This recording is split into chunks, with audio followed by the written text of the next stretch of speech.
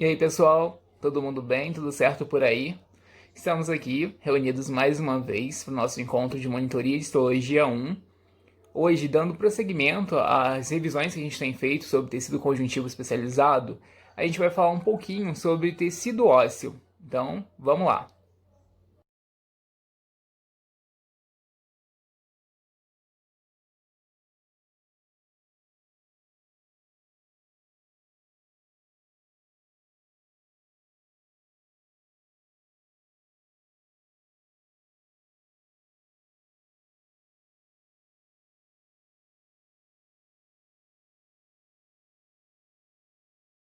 Galera, então para começar, a gente primeiro tem que esclarecer que falar de tecido ósseo não é sinônimo de falar de osso.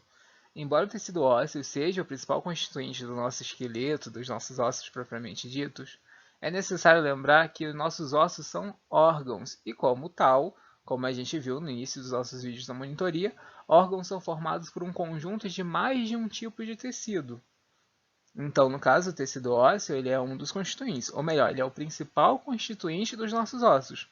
Mas você também vai encontrar nele tecido sanguíneo, tecido nervoso, tecido muscular, na parede das veias, das artérias, né, das artérias que você encontra nesses ossos.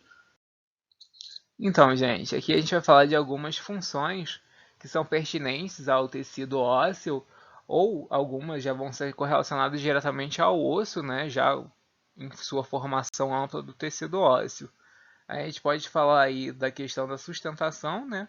O tecido ósseo, enquanto formador do nosso esqueleto, ele dá sustentação aos músculos, aos órgãos e aos demais tecidos corporais. São os ossos também que promovem um sistema de proteção aos nossos órgãos vitais, como a gente pode observar pela proteção do coração, dos pulmões, do cérebro, da medula espinal, dentre outros, né, que são protegidos, são circunprotegidos por estruturas ósseas. Os ossos eles também vão funcionar como verdadeiras reservas minerais em nosso organismo, além de dar rigidez estrutural aos tecidos, né? Esses compostos orgânicos eles podem ser desmineralizados ou receberem mais aporte mineral através de comandos corporais expressos normalmente por hormônios, elevando ou diminuindo a concentração desses íons na corrente sanguínea quando necessário. Os músculos estão conectados aos ossos por tendões, permitindo que o corpo se movimente através da contração dessa musculatura que promove a atração dos ossos, tendo assim o exercício da função de alavanca. Além disso, cabe salientar que os ossos longos eles vão abrigar a medula óssea. A medula óssea a gente não vai falar agora, ela vai ser abordada mais individualizada quando a gente for tratar de tecido hematopoético. Mas por hora é importante lembrar que a medula óssea é a estrutura relacionada à formação de células que compõem os elementos figurados do sangue. Bom, a seguir, nos próximos slides, a gente vai falar sobre a composição do tecido ósseo. Assim como os demais tecidos, ele se divide em sua composição geral em matriz extracelular e células, né? A matriz extracelular do tecido ósseo ela é subdividida em matriz extracelular orgânica e inorgânica, e as células que a gente vai encontrar nesse tecido vão ser os osteoblastos, os osteoclastos e os osteócitos. Acredito eu que a maior diferença do tecido ósseo para os demais tecidos vai residir justamente aqui, na questão da matriz extracelular, onde em grande parte vai se atribuir a consistência dessa matriz extracelular. Porque diferente do que acontece nos outros tecidos, onde a matriz extracelular é encontrada num estado mais fluido, mais gelatinoso, a matriz extracelular do tecido ósseo ela vai ser calcificada, vai ser uma substância dura, vai ter sua consistência mais rígida. E já que a gente está falando de matriz, por ela a gente vai começar, onde a gente vai começar falando sobre a constituição e a diferença entre essa matriz orgânica e a inorgânica. Então, a matriz extracelular do tecido ósseo ela também pode ser chamada de matriz óssea. A gente viu que ela vai ser formada, né, por um componente orgânico e por um componente inorgânico. Essa parte inorgânica da matriz óssea também pode ser chamada de matriz mineral. Ela vai concentrar a maior representatividade da matriz, correspondendo a cerca de 65% de toda a matéria constituinte. Ela vai ser composta principalmente por cálcio e por fósforo, né? No entanto, ela vai acumular também sódio, potássio, magnésio e bicarbonato. O cálcio na formação, né, dessa matriz inorgânica, normalmente ele não vai ser encontrado na sua forma livre, né, na composição óssea. Ele vai estar associado ao fósforo, formando o fosfato de cálcio, que quando cristalizado, o fosfato de cálcio ele forma cristais de hidroxiapatita. E são justamente esses cristais de hidroxiapatita que garantem a rigidez, a dureza que a gente encontra no osso. Já a parte orgânica da matriz óssea, ela é formada sobretudo por fibras colágenas, aproximadamente 90% de todo o constituinte orgânico. E na substância fundamental dessa matriz extracelular, a gente também vai encontrar outras proteínas além do colágeno, como glicoproteínas e proteoglicanos. A presença dessas fibras colágenas, né, é muito importante para a formação da liga no osso, que o torna resistente, duro, rígido, porém com certa flexibilidade. Se você apresenta, por exemplo, deficiência de colágeno no teu tecido ósseo, o seu osso permanece duro, mas ele torna-se quebradiço. É óbvio que eu não estou falando de uma maleabilidade extremamente ampla, lá osso de borracha, mas sim, o osso apresenta uma certa flexibilidade que se reflete nos processos de adaptação, que se expressam, por exemplo, quando o teu osso sofre impacto, evitando que o osso se rompa, se quebre tão facilmente.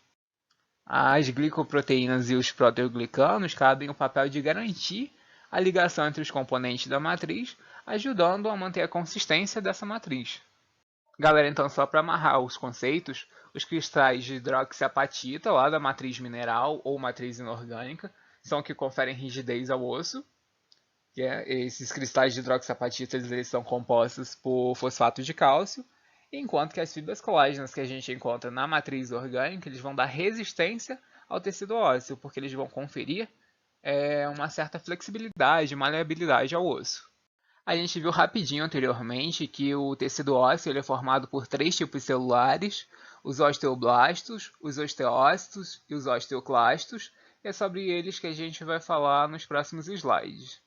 Os osteoblastos, começando por eles, são células jovens que estão em constante atividade, são as células mais ativas do tecido ósseo.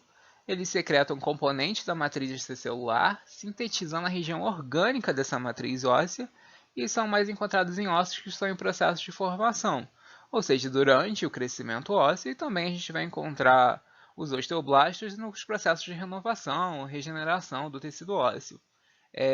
Os osteoblastos eles participam também do processo de mineralização da matriz óssea, por isso que são células ricas em fosfato de cálcio, apresentam diferenças na sua conformação quando estão na forma ativa ou quando estão em repouso, normalmente são localizados na superfície óssea e quando eles se aprisionam por conta da secreção de matriz extracelular em volta deles mesmos, eles passam a se chamar osteócito. É quando a gente diz que a célula, que o osteoblasto, ele está maduro. Aqui nós temos uma microscopia, a gente pode identificar alguns osteoblastos. Aqui a gente tem um, outro. A gente também tem uns osteoblastos aqui nessa região. Essa parte rosa é a matriz óssea, por ele secretada. Outra microscopia para a gente poder identificar os osteoblastos. Identificando os osteoblastos aqui na microscopia eletrônica. Esses daqui não são osteoblastos. Vocês podem ver a matriz celular extracelular em volta deles. Eles já estão aprisionados, então vão ser osteócitos, como a gente vai ver a seguir. Conforme eu adiantei, os osteócitos eles são osteoblastos amadurecidos. São osteoblastos que ficaram aprisionados em volta da própria matriz extracelular que eles secretaram. Eles vão apresentar uma menor atividade que os osteoblastos, que são células jovens e já vão ser consideradas células amadurecidas, né? São mais encontrados em ossos já formados, apresentando uma pequena atividade na manutenção de componentes dessa matriz óssea. E como a matriz extracelular ela é rígida, está tudo calcificado lá, os osteócitos se encontram presos em lacunas dentro da matriz extracelular, em espaços que se formam dentro da própria matriz, ao redor deles. Cada lacuna vai abrigar apenas um osteócito, né? Ele vai ter uma conformação alongada, diferente do osteoblasto. Esses prolongamentos, né, eles vão sair pelos canalículos e vão ser responsáveis pela nutrição e comunicação desse osteócito com outros osteócitos e também com os capilares sanguíneos, como a gente vai ver num slide aqui para frente.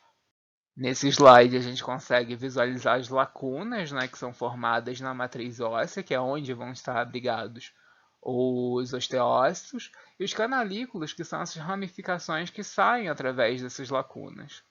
Nesse slide a gente consegue ver um osteócito, em volta dele a matriz extracelular que o está prendendo dentro dessa lacuna, e essas ramificações que saem são os prolongamentos dentro dos canalículos.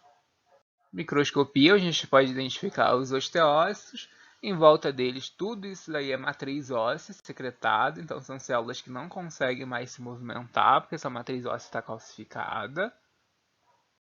E agora a gente vai falar dos osteoclastos, que por sua vez são células muito mais robustas, muito maiores em termos de tamanho, quando comparadas aos osteoblastos e os osteócitos. São células polinucleadas, podem ter de 6 até 50 núcleos, e a sua principal função é promover a reabsorção do tecido ósseo, promovendo a remodelação óssea, desmineralizando regiões lesadas do tecido ósseo ou envelhecidas da matriz óssea, né, retirando essas regiões para que os osteoblastos possam vir e fazer e criar, né, e produzir uma nova matriz extracelular para poder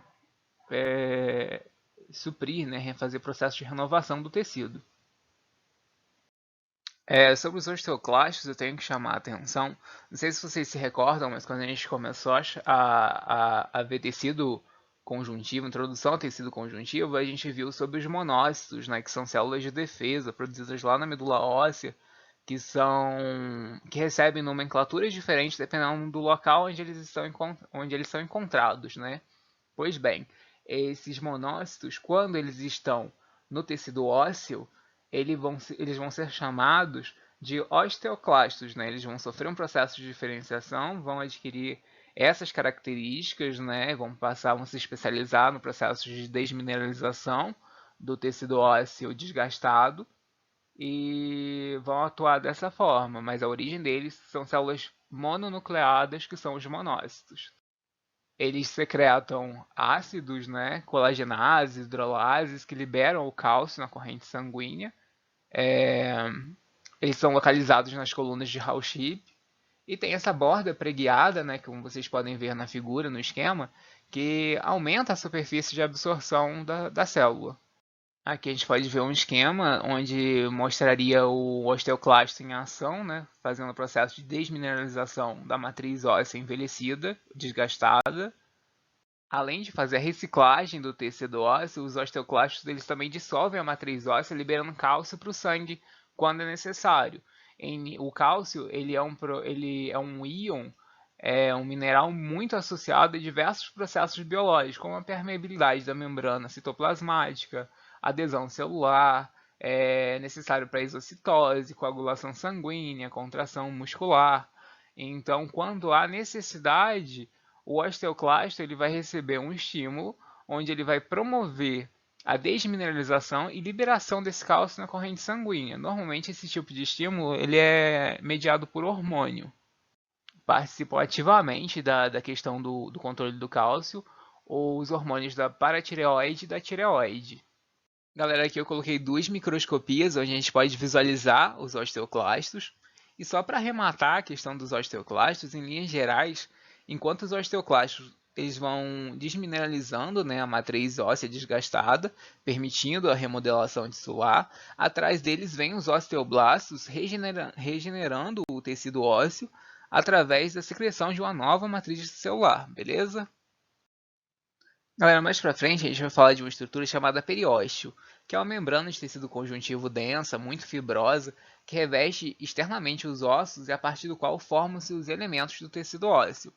É lá que vão ser abrigadas as células que vão dar origem aos osteoblastos. São chamadas células osteogênicas ou osteoprogenitoras. Elas recebem esse nome porque elas vão dar origem aos osteoblastos, mas na verdade elas são células que a gente já viu antes quando a gente começou a ver a introdução para o tecido conjuntivo. Na verdade elas são células mesenquimatosas, são células indiferenciadas que vão dar origem a esses osteoblastos.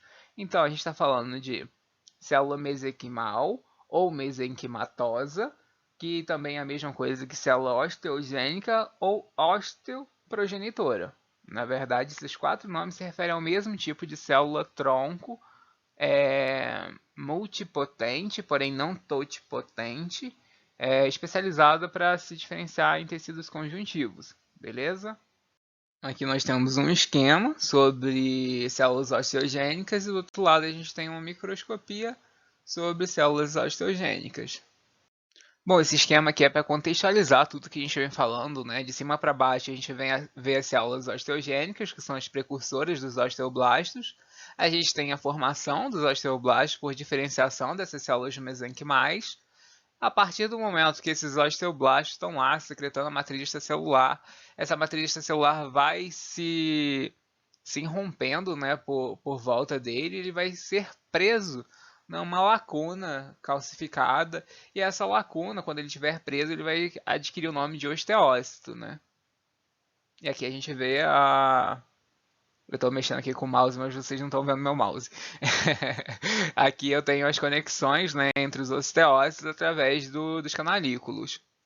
A gente vai ver também algumas estruturas ósseas, como os canalículos, que a gente já viu, na verdade. Esses canalículos eles permitem a comunicação na interface osteócito-osteócito ou osteócito capilar sanguíneo, né? Existem também as estruturas de membranas conjuntivas, a gente vai ter duas estruturas, que é o periósteo e o endósteo. Peri é em torno, então é a parte mais externa, endo é dentro, a parte interna. O periósteo é uma camada de tecido conjuntivo denso, onde a gente vai encontrar fibras nervosas, vasos sanguíneos e linfáticos. Ele vai estar revestindo a parte externa do osso e se prende ao osso utilizando as fibras de Sharpey, que são fibras colágenas. Nesse periósteo a gente vai encontrar as células progenitoras, como a gente viu anteriormente, as células que vão dar origem aos osteoblastos. Além das células osteoprogenitoras ou osteogênicas, a gente vai ter osteoblastos recém-diferenciados e os osteoclastos. O periósteo ele também vai funcionar como um ponto de ancoragem para os tendões, para os ligamentos.